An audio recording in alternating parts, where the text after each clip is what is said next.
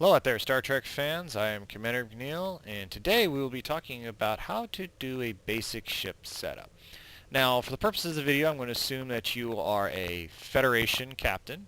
It could be either type, but you'll probably be a tactical or engineering. That's mostly what this will be oriented at, because we will be using a cruiser as our example ship.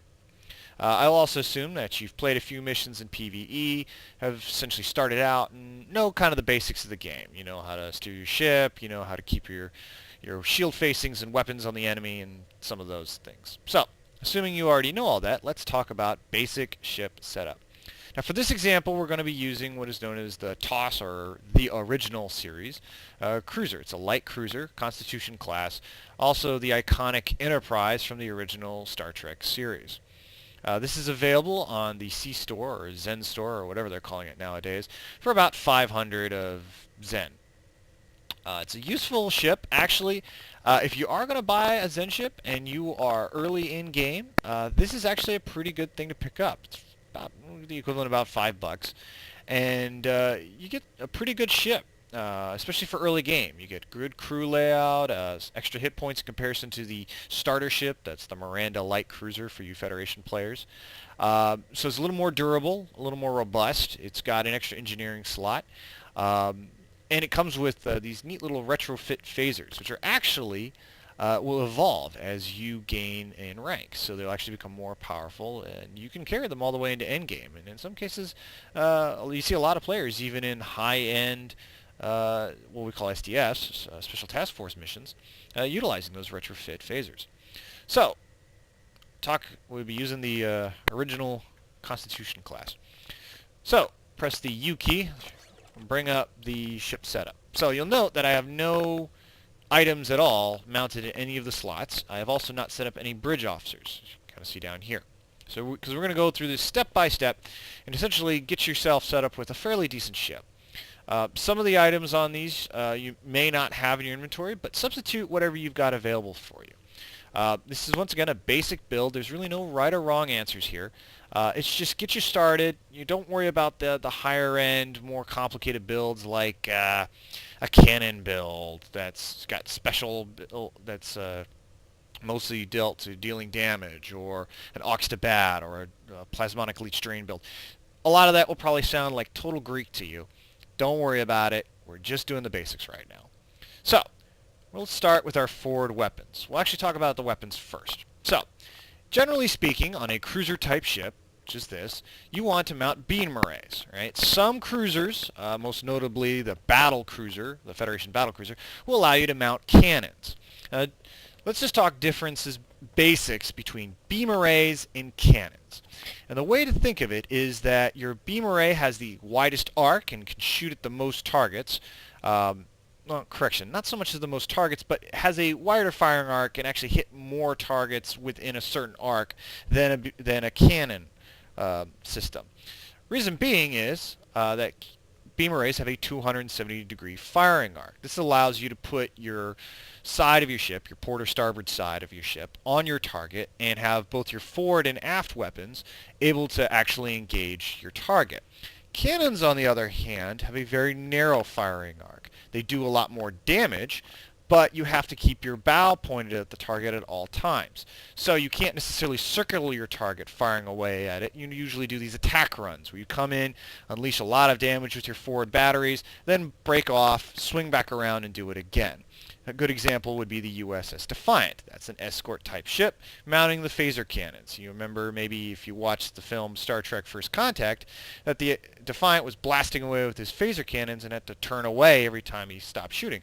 Whereas when the Enterprise came in, it had beam arrays, and he was able to essentially put his side on his target and continue firing. So for this case, in both our forward and aft weapons mounts, we're going to put the retrofit phaser array. So we're going to put a beam array. Okay. Now you can use almost any beam array you want to use. There's lots of different choices. As a matter of fact, let me open this up and just show you a few of the choices. So, this is a Polaron beam array. This is a disruptor beam array. Plasma, anti-proton. The spiral waves, this is available with the Cardassian Galore. Tetryon beam arrays. So there's lots of different choices, and bottom line is that each of them have got a special effect in addition to it. So for example, your basic phaser arrays will also have a chance to disable a subsystem. Tetryon arrays can do extra damage to shields. Plasma arrays have a better chance for critical and things of that nature, or do damage through shields. So they've all got little extra effects attached to them. And essentially, whichever effect appeals to you the most is what you can go with. There's really no wrong answer in terms of beam arrays as far as I'm concerned. You'll hear many different opinions. Some people prefer plasma arrays. Some people are diehard plasma fans. Others will say you got to go Polaron, particularly if you're a Jem'Hadar, if you're using Jem'Hadar ships. Anti-proton's very popular, particularly if using one of the time ships or one of the other more advanced ships. Don't worry about all that right now. Just, most of you are going to be using basic phaser arrays. You can't go wrong with them. They work. They do the job right. The trick is to make sure that you're using the right bridge officer abilities and consoles to back up your specific weapon choice. Now, most ships, most cruisers rather, will have at least 2 forward weapon slots. Now what you can do with this second slot is you can toss in an extra beam array. So I could throw in an extra phaser array right here and boom, now I've got all phaser arrays. Now I'm only carrying energy weapons. Now I don't need to worry about any sort of torpedo or mine skills because mostly mounting just energy weapons. Another way to do it is to mount a torpedo. So in this case, we're just going to, let's see, do we have any basic photon torpedo launchers? Yep, here we go. This is a basic photon torpedo launcher. So just mount that. Boom. So now you've got your beam arrays, which you will be able to engage with in both cases because they're both 270-degree arc weapons.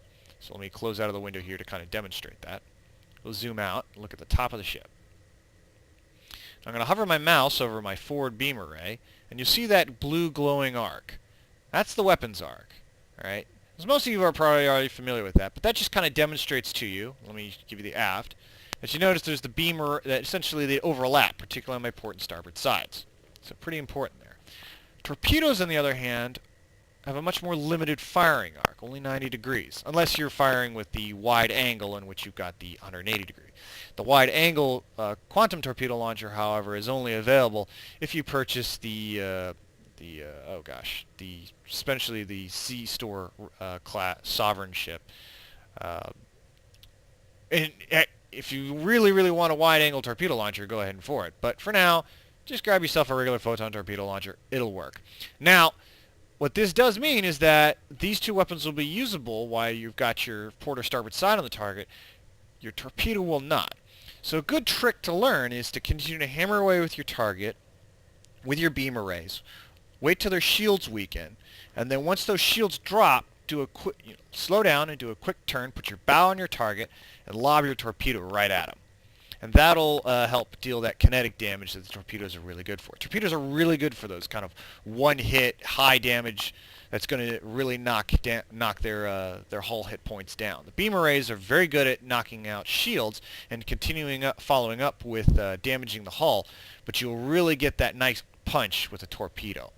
So personally, I would say that, once again, you'll find differing opinions all over the place, but back yourself up with that torpedo, especially early in game, because your light cruiser, whether it's this or the standard starter ship, is maneuverable enough that you can quickly transition from firing beam arrays to putting your torpedo on target.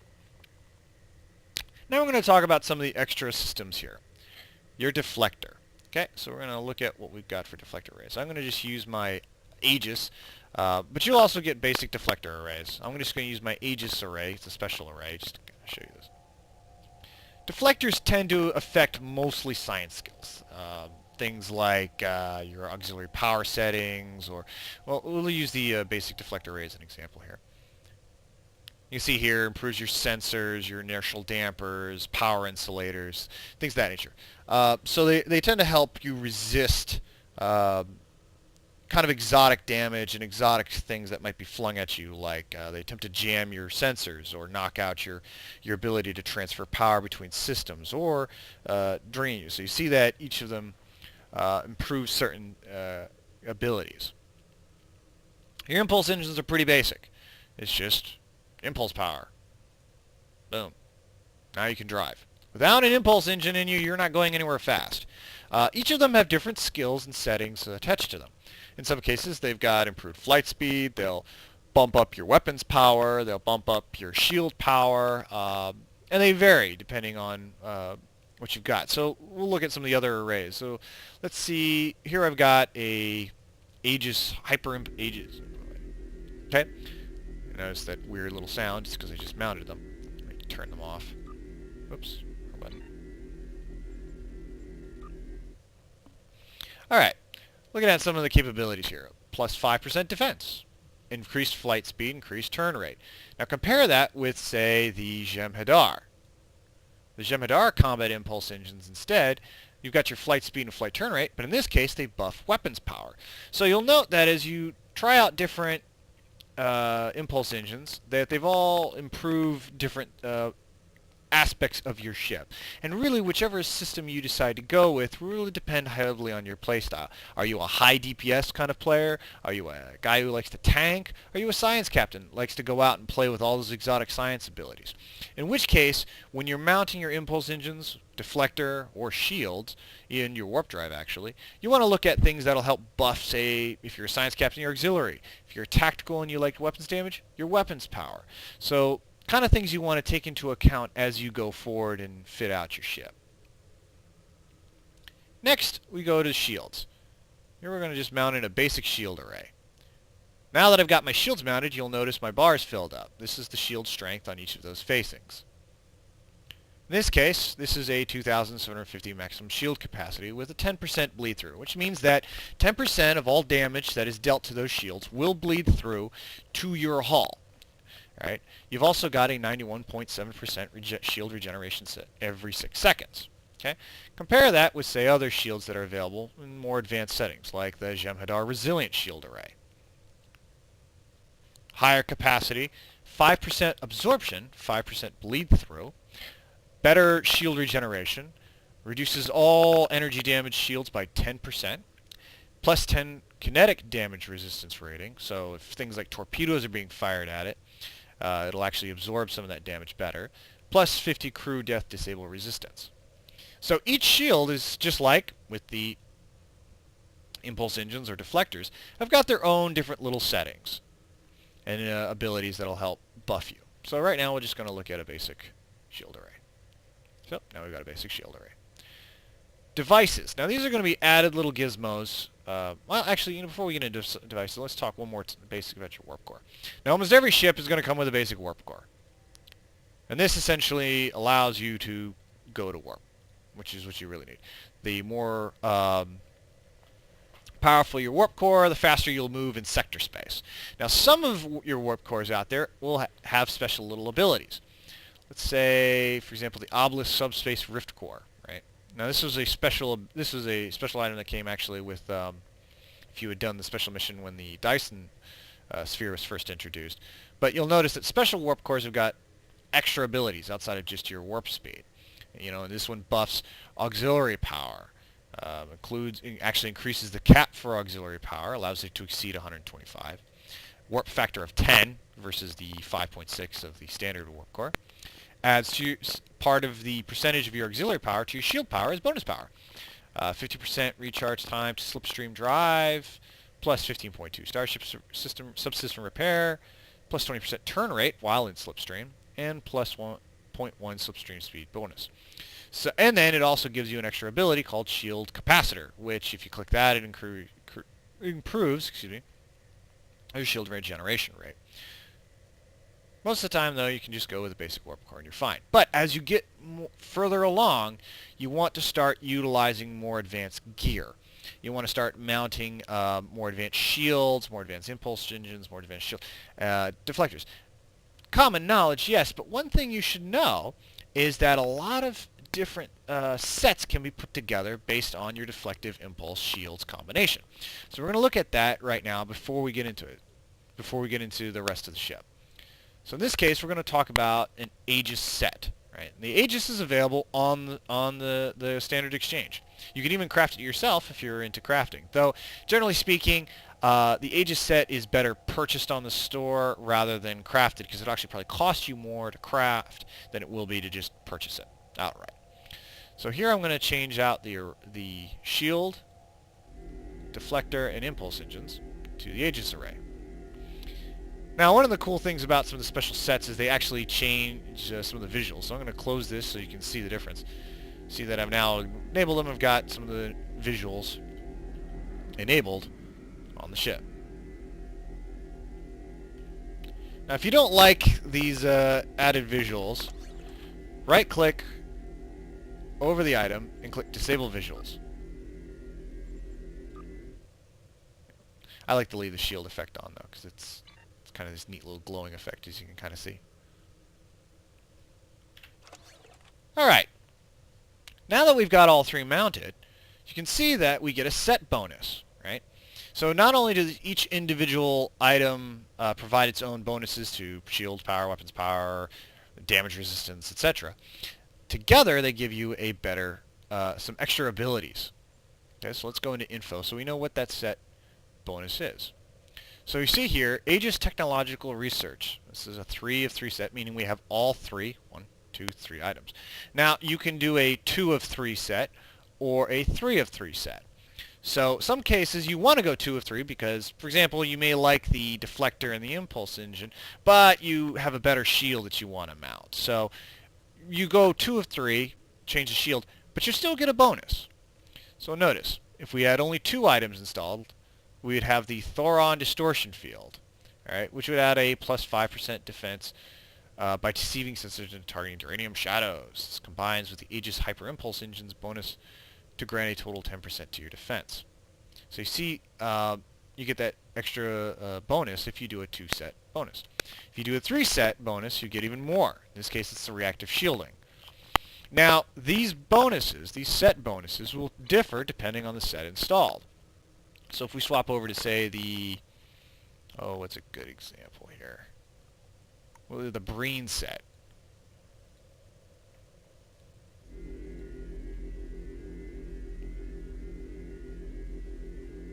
Oh, where is it? Got it in here somewhere. There you go.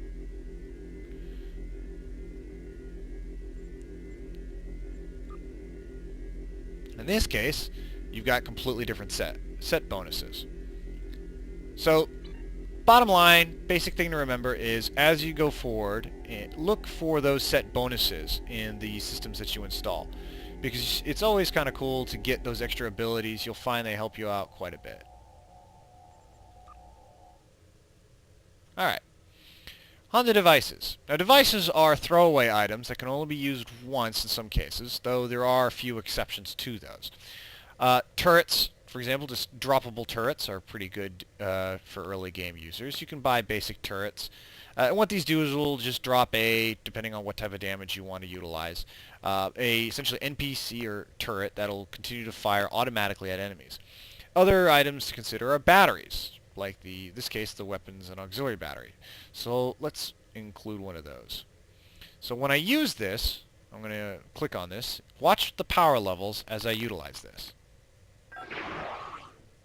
Note my power levels jumped. Batteries are really useful for a quick injection of heavy power into a certain system that you may need to buff, such as auxiliary power, shield power, weapons, etc. So depending on what kind of playstyle you have, if you really want to do that quick jump in weapons power or a quick jump in shield power, batteries are a really quick, cheap, and easy way to do that. So I highly recommend that you get yourself some batteries. A lot of them will drop for free when you're engaging enemies. In this case, I don't have any.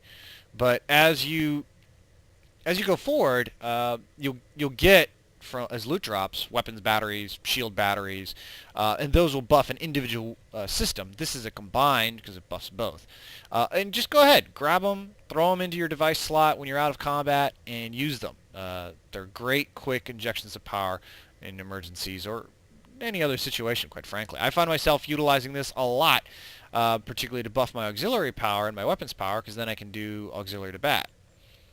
Because I have a really high auxiliary power, boom, all that gets transferred across all my systems. Little more highly complicated than I want to get on this, but not where we're gonna. Just something to keep in the back of your mind. The other device slot. This is a free device that you get. subspace field modulator.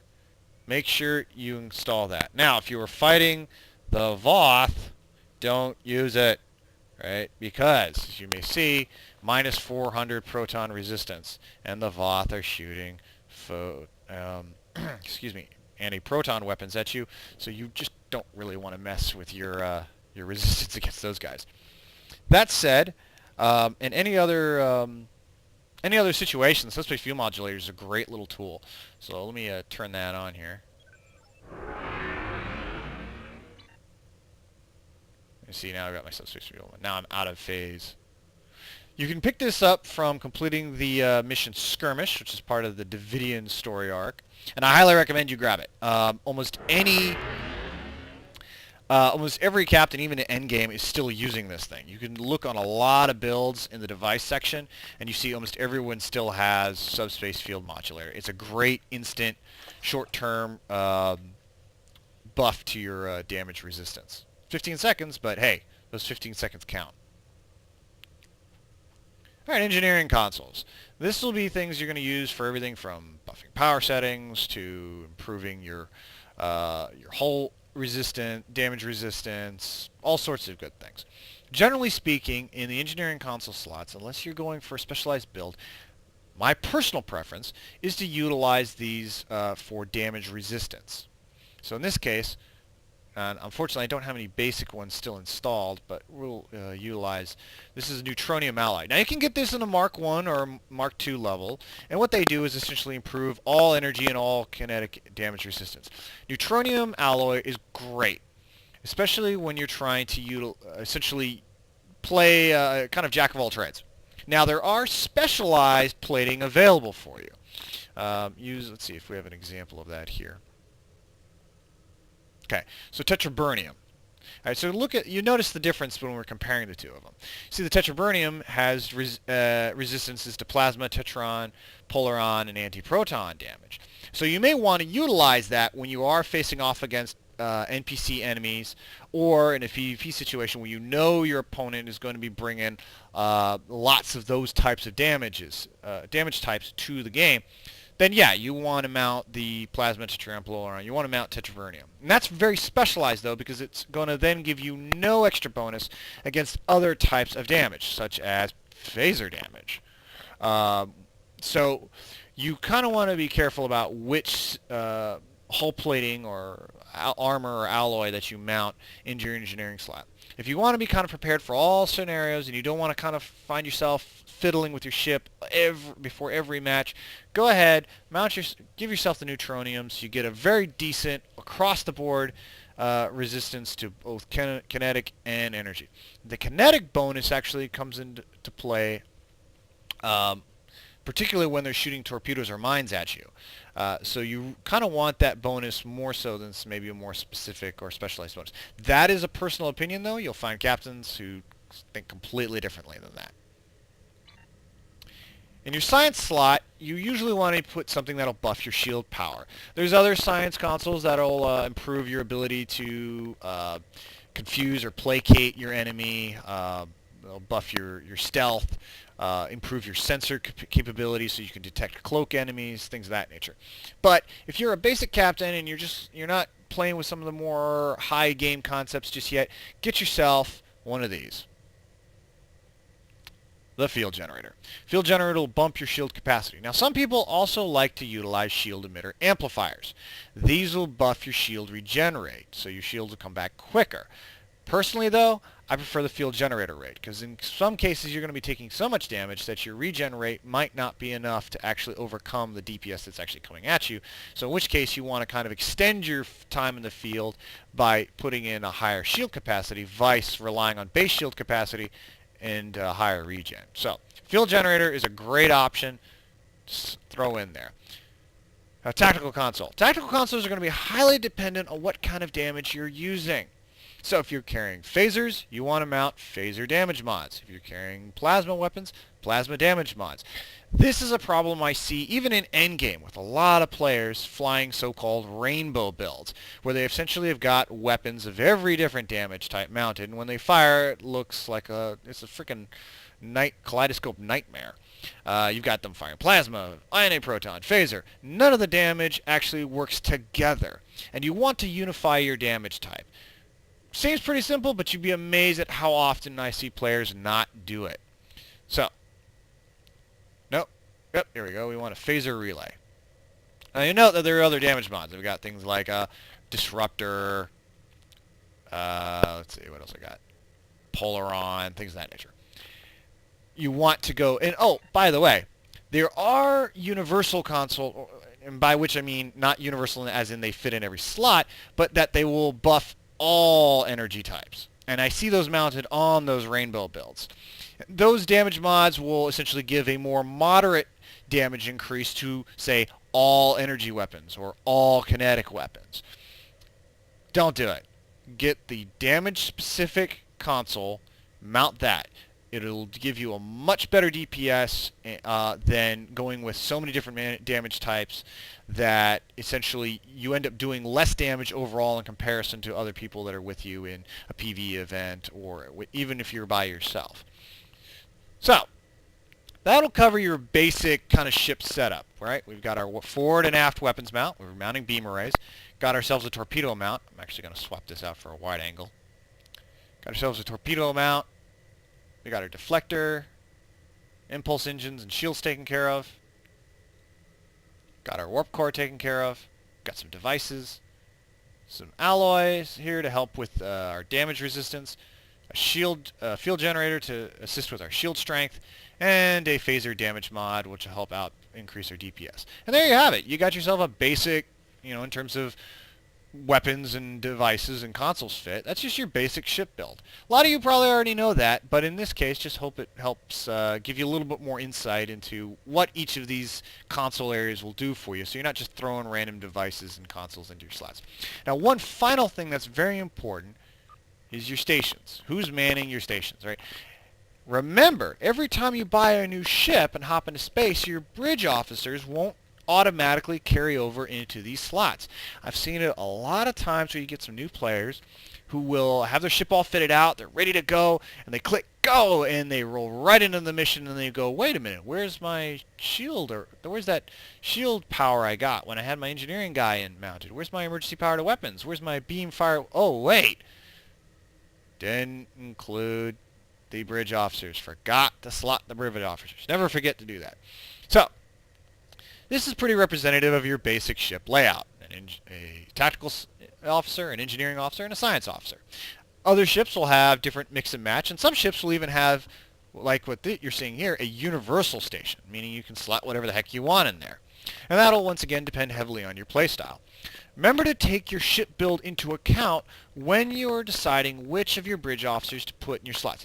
Sometimes, especially if you're starting out early on, you may only have one or two bridge officers and you don't have much choice. But an easy way around this is to go to Earth Space Dock, go to the officer trainer, and retrain that officer in some of his skills. If you're firing cannons and you have a tactical officer who only buffs beam skills, go ahead and retrain him to buff cannon skills. So in this case, let's see here. Which one of my guys is a beam guy? That's a torpedo skill. Okay, well here's a good example. Also, sometimes you may not want to utilize skills that buff your weapons. I got a little bit ahead of myself. Right now we're going to talk only about the tactical slot. And your tactical officer, of course, is going to buff mostly your DPS. He's going to improve your weapons power, give your weapons the ability to shoot at multiple targets, improve the overall damage of a single shot, improve your tactical abilities from the get-go, such as weapons training or maneuverability, things of that nature. So here is a good example of a commander who's got all beam-related skills. So my first slot is Tactical Team 1. Now, for a lot of you guys first starting off, Tactical Team 1 is a great ability to have for your ensign tactical stations instead of maybe a damage-specific or a torpedo spread. Tactical Team is really great, okay? It helps you and your friends. So if you're rolling into a PvE instance with a friend, you can help them out as well. So Tactical Team is really great.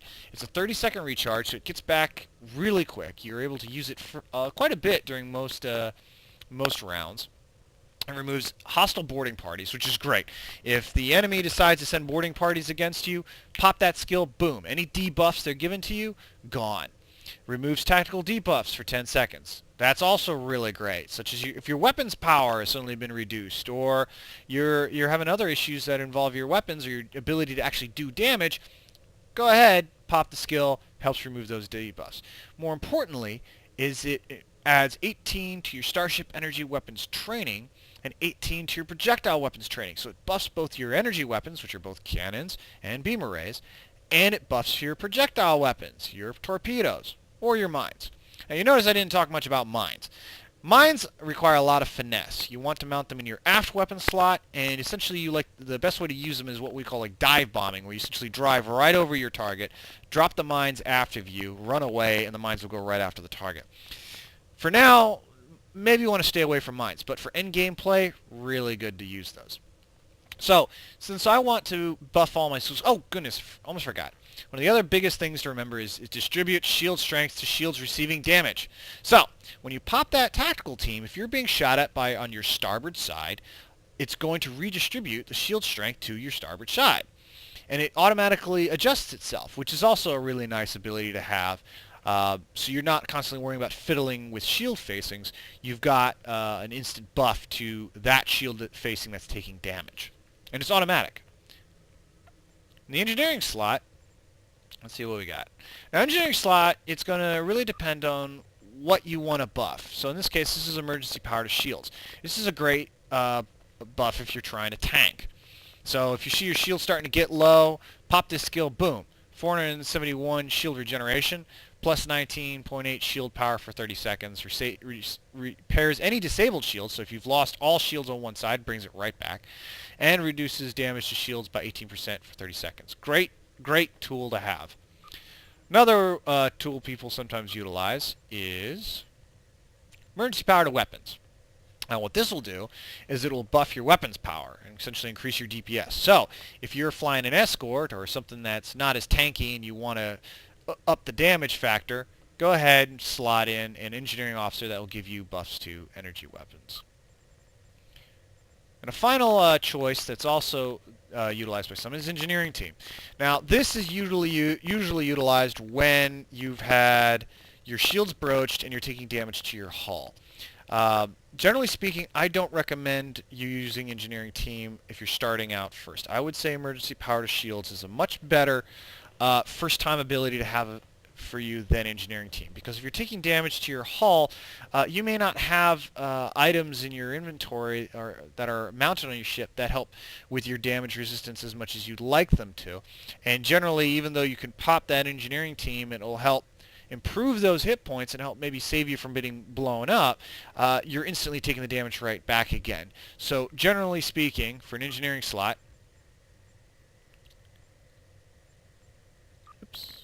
you want to use a guy who's got emergency power to shields. Now your science station, if you're a cruiser or escort pilot, this is going to be really wide open to whatever the heck you want to mount. A good option though is generally hazard emitters. That's polarized hull, tractor beam, science team, that's also a good one to use. Okay, hazard emitters.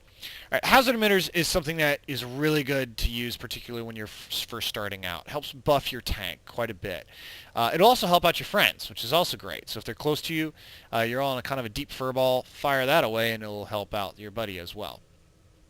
What this will do is it'll improve your hit points, similar to like engineering team. It'll remove any hazard debuffs, and it'll improve your damage resistance across the board.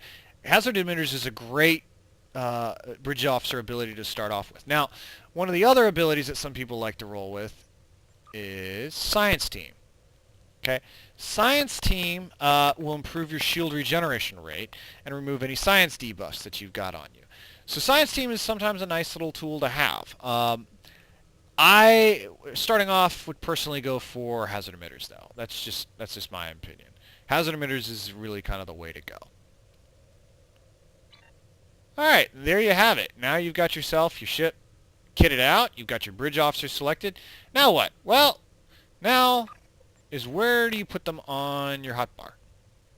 So I'm going to move some of these stuff off the hotbar, so we'll clear it out, make it empty, so it's easy to use.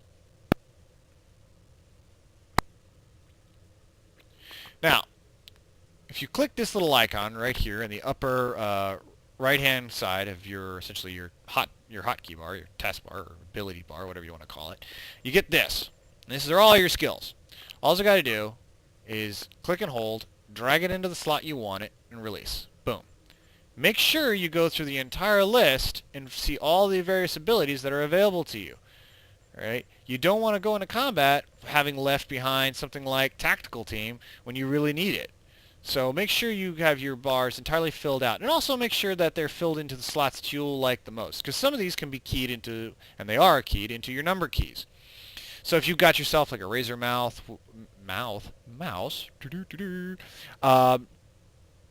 with, let's say, a number keys on the side of it, you may want to orient your skills in such a manner that are easily reachable by your thumb, or easily reachable up on the keyboard in front of you.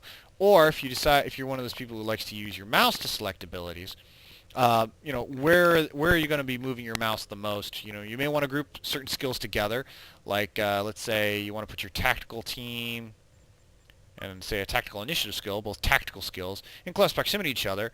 Compare that with, say, that's a good one. See, this engineering skill and maybe one of your special skills. Keep them in close proximity to each other so that when you click one, you may have another one backing it right up. Or skills that are that kind of buff each other. So, for example, maybe you want to put your tactical team, which I did not mean to do that. Oh, by the way, for here you can left click and drag. When you're messing with your the organization of your skills on this bar, you need to right click to drag it. Right? If you left click it, it'll simply activate the ability. So here I've got my attack pattern alpha, which will help with my damage capability and flight turn rates. So I can maybe hit this and tactical team at the same time, and boom, now I've got a nice bonus to my weapons skills and my damage capability. Or, let's say I've got emergency power to shields and hazard emitters. So I first enter combat, I'm going to hit my hazard emitters, and then, oh, I'm taking a lot of damage on one side. Quick, hit that emergency power to shields to back it up. The key thing to remember here is how a lot of the skills are interconnected and help each other out. So you sometimes, or actually I would recommend all the time, you'll want to have skills of certain types closely together, and you want to hit them all in close proximity to each other because they'll help each other out. And essentially help a certain area, whether it be damage, resistance, or DPS. So, there you have it. Please leave any comments down below. I'm a member of the UF Planets, or the United Federation of Planets. You can find them at ufplanets.com. Great bunch of players to join and fly about the galaxy with. A lot of good veteran players there who love to help out new guys. We can really get you set on the right path. So highly recommend you come to ufplanets.com. Please click the link in the description. Additionally, a majority of the information that has been used for the making of this video comes from the STO Wiki, STO Wiki, on sto.gamepedia.com. Please check them out. They are a great source of information for both new and veteran players. Highly recommend them. Please, once again, check them out at StoWikis, sto.gamepedia.com. And for those of you who have enjoyed watching this video, I've got a few others. We'll continue to add more videos as we're going along, and hopefully I'll buy a better mic in the future, because right now this sounds really bad. But hopefully you've enjoyed what you've seen. If you like it, please give a thumbs up and subscribe, and I'll see you out there in the greater galaxy. Live long and prosper, Stowe fans. See you next time. CdrMcNeil, signing off.